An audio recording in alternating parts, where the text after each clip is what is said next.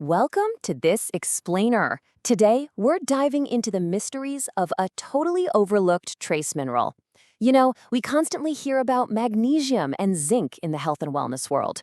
But today, we're bringing some serious energy to the science of your metabolism by putting the spotlight squarely on selenium. Let me ask you something right off the bat. Can too much of a good thing actually cause diabetes? It's a question that completely challenges this core assumption so many of us have about nutrition. I mean, we've basically been conditioned to think, hey, if a vitamin is essential, then pumping our bodies full of it must equal even better health, right? But what if crossing an invisible line actually triggers absolute metabolic chaos? Well, that's exactly the paradox we're exploring today. Section 1. The unsung metabolic mineral. Okay, let's dive into this and meet our unsung hero, selenium.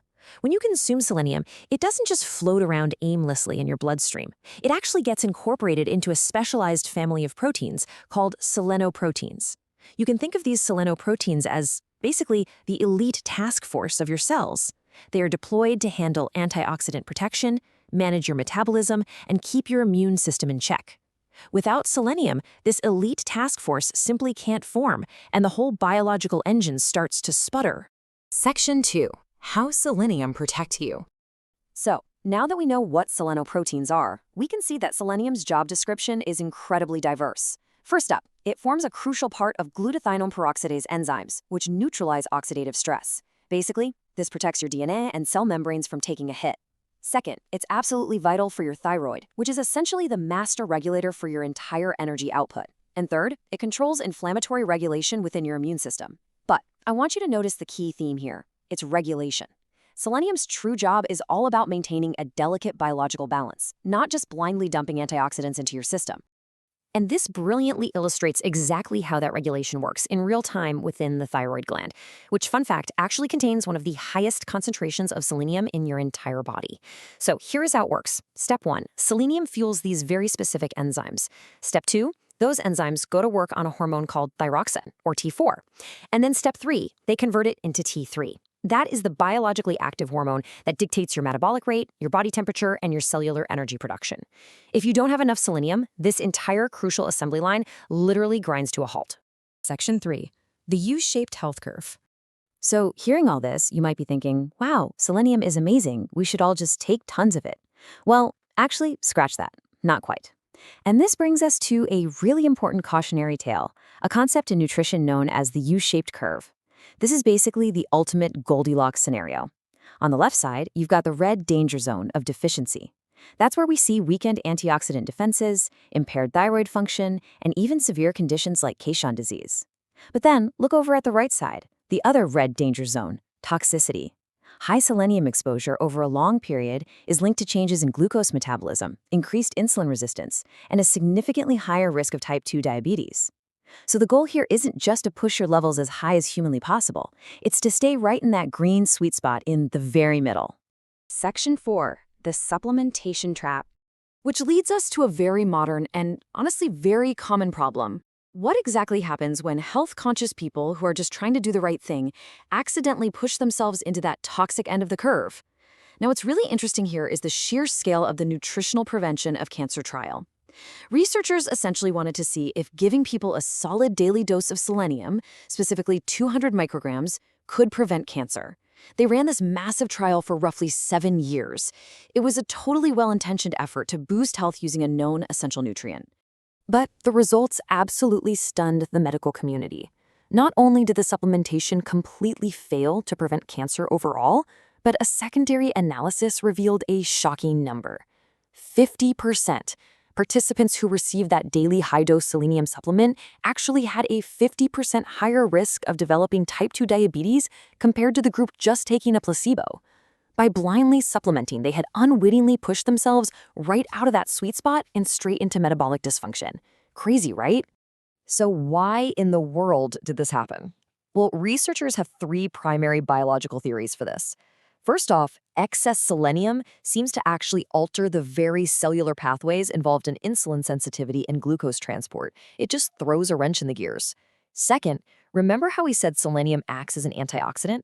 Well, our cells actually need a tiny little bit of oxidative stress just to communicate normally. too much selenium neutralizes those necessary signals, which interferes with a healthy metabolism. And finally, genetic differences play a huge role. Some people simply cannot handle higher selenium exposure without experiencing negative metabolic effects. Section 5. Finding your sweet spot. Okay, so how do we actually apply this in our daily lives? How do we get all those incredible metabolic benefits without accidentally tipping the scales into toxicity? Well, consider this quote. A single Brazil nut may contain several times the recommended intake.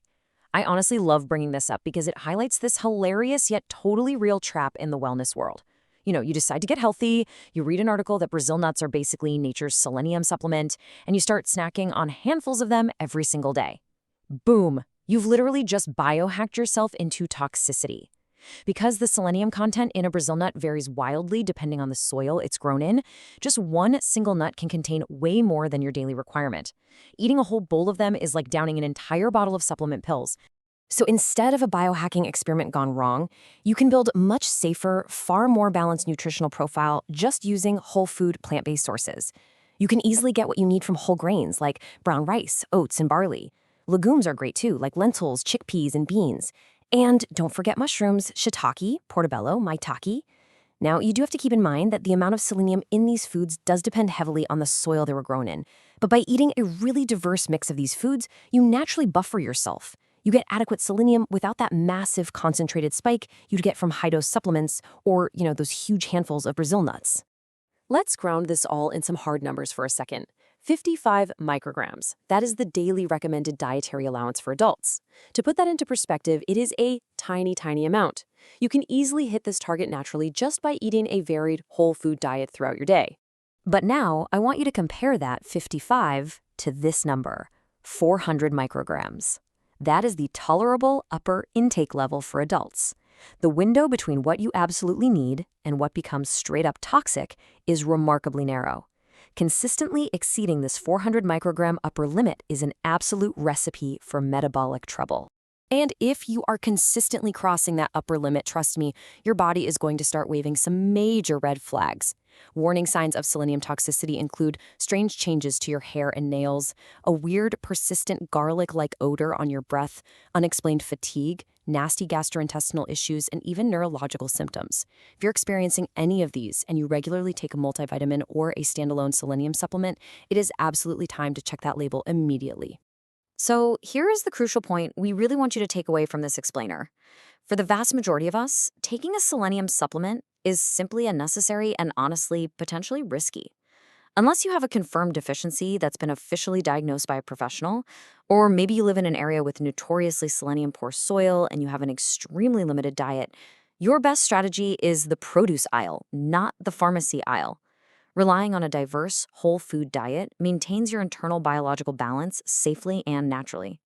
Which leaves us with this final, really important question to ponder.